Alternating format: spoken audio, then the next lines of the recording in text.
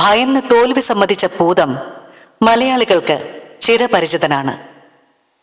പലവിധമായ സാങ്കല്പിക കഥകളിലൂടെ പൊട്ടിപ്പിരിഞ്ഞും കെട്ടിപ്പിണഞ്ഞുമുണ്ടായ ദേവതാ സങ്കല്പമെന്ന് കവി ഇടശ്ശേരി തന്നെ വിശേഷിപ്പിച്ച പൂതപ്പാട്ടിലെ പൂതം ഇതാ ഈ കെട്ടകാലത്ത് കുഞ്ഞുങ്ങളെ ചേർത്ത് പിടിച്ച് നമുക്ക് മുന്നിലെത്തുന്നു.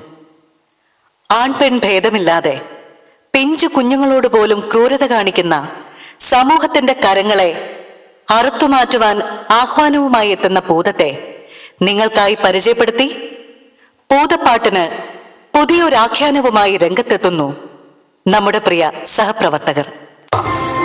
ഇടശ്ശേരിയുടെ പൂതപ്പാട്ട് എന്ന കവിതയെ ആസ്പദമാക്കി ഇന്നത്തെ സമൂഹം ഞങ്ങളുടെ ഭാവനയിൽ. ഞാൻ പൂതം.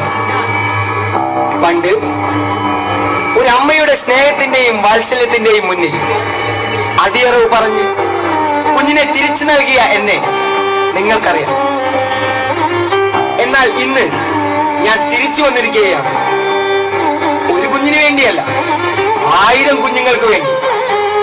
ആണെന്നോ പെണ്ണെന്നോ വേർതിരിവില്ലാതെ അവർക്ക് നേരെ ഉയരുന്ന ആ കരങ്ങൾ അറത്തു മാറ്റാൻ.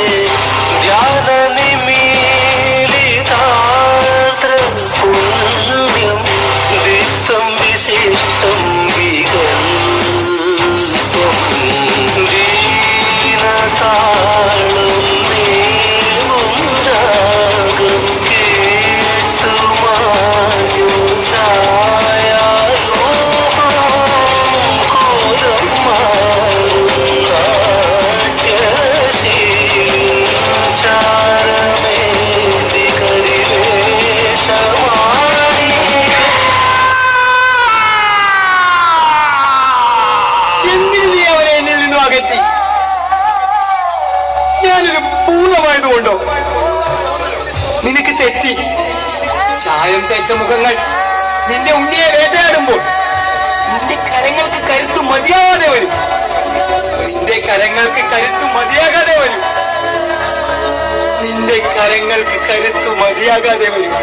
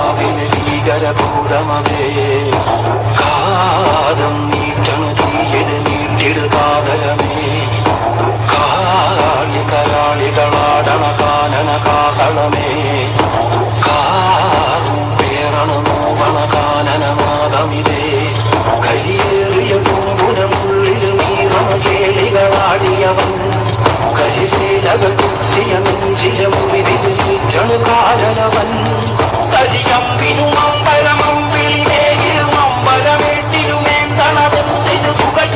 ഉണരണ കരികലമുടയണു തുടയിലെ പിടിവള്ളി കൊടിയണ തുടങ്ങിട്ട് ചെറുപ്പം ചൂരും കെട്ടി പോകും നേരം തീരം കാണാൻ ആടിത്താടി താളം തെറ്റിക്കേളം തീരം തീയിൽ തീരുന്നോ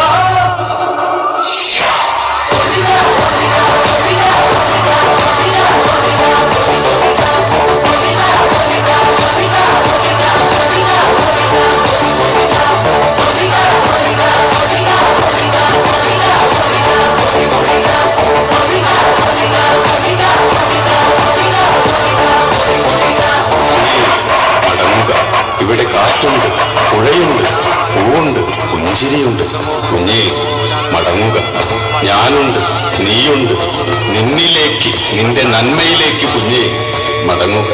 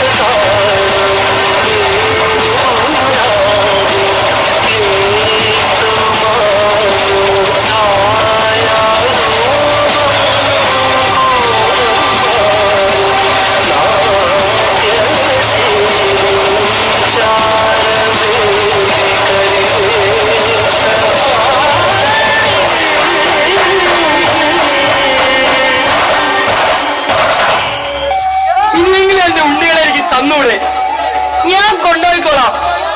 മലകളും മരങ്ങളും താണ്ടി ഒരുത്തനും വേട്ടയാടാത്ത എന്റെ സ്വർഗത്തിലോട്ട്